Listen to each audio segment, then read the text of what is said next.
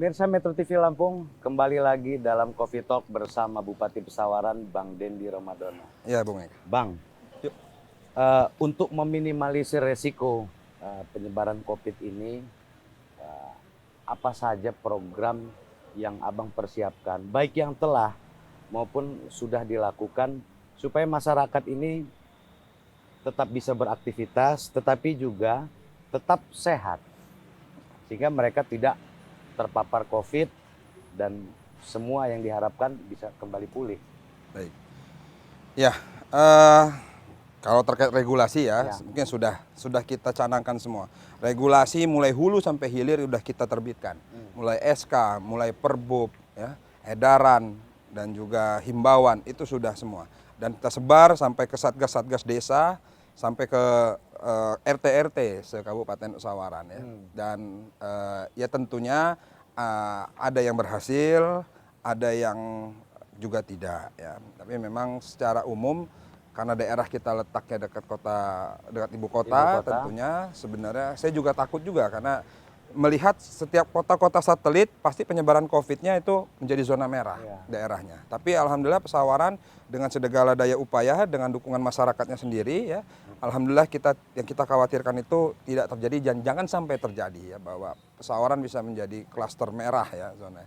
Sekali pernah menjadi zona merah. Tentunya program yang kita lakukan selain tadi regulasi juga bagaimana sekarang ini mengurangi adanya face to face antar masyarakat. Ya kalau ekonomi mungkin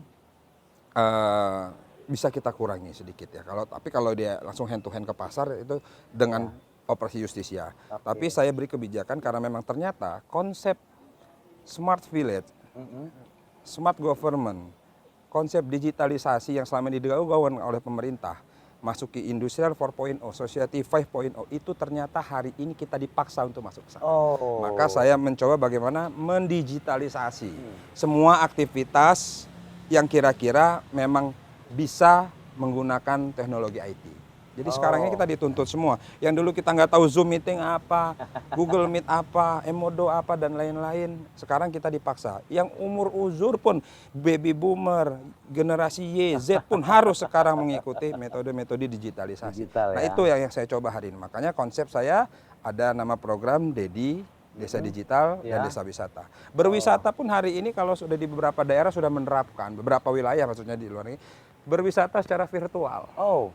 Seperti apa itu Bang Bupati? Jadi ya kita harus punya website, kita juga harus punya program aplikasi tersendiri yang kita share nanti ke beberapa jaring-jaring sosial ya. Kalau kita klik nanti kita bisa melihat apa saja keindahan, apa saja wisata yang ada di Pesawaran. Semuanya melalui wisata virtual ya. Itu ya. Tapi itu kan tidak bisa transaksional ekonominya. Nah tentunya tadi saya katakan kebijakan-kebijakan saya pelaku UMKM ini kita garap terus. Karena konsep saya pertama kali saya dilantik 27 Maret kemarin, yang saya kejar di tahun 2021 ini adalah pemulihan ekonomi mikro. Pemulihan ekonomi mikro. Ya, kalau di pusat ada PEN, kalau di kami PEM. Nah itu seperti apa Bang Bupati? Ya, yang pertama di beberapa wilayah yang memiliki UMKM, IKM ya, dan yang kita tahu Pesawaran banyak ya, mulai bukan hanya pelaku UMKM kuliner, tapi juga kerajinan ya dan lain-lain.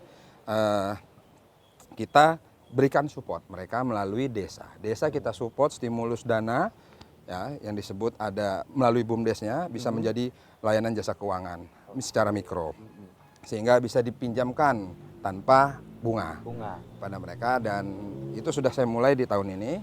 Insya Allah akan segera bergulir dan tentunya kita juga buka akses karena selama ini sekarang mereka punya produk tapi demand pasar itu yang menurun. Bukan menurun, malah hampir tidak ada. Akhirnya yang tadinya produk 100 kilo satu minggu hanya produk 10 kilo. Contohnya ini makanan ringan misalnya. Sudah itu tidak bisa lagi jual parsial atau mereka jual retail. Mereka lebih banyak jualnya grosir.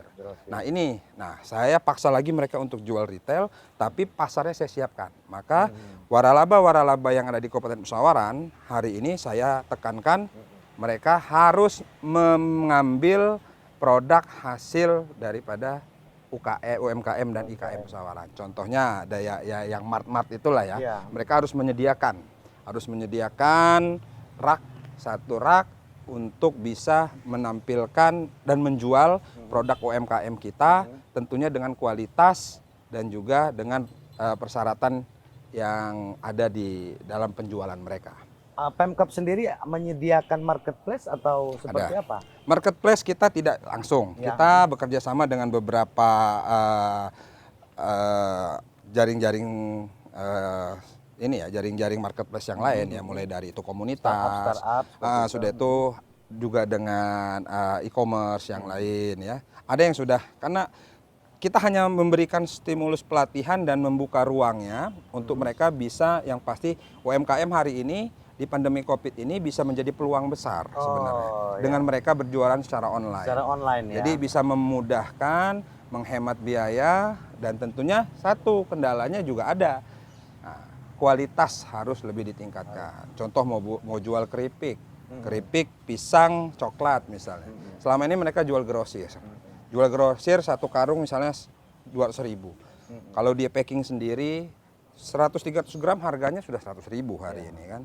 Seperti itu. Nah, jadi dengan online kita juga bekerja sama, kita ada MOU dengan beberapa e-commerce, dan sebenarnya semuanya kan harus berakun.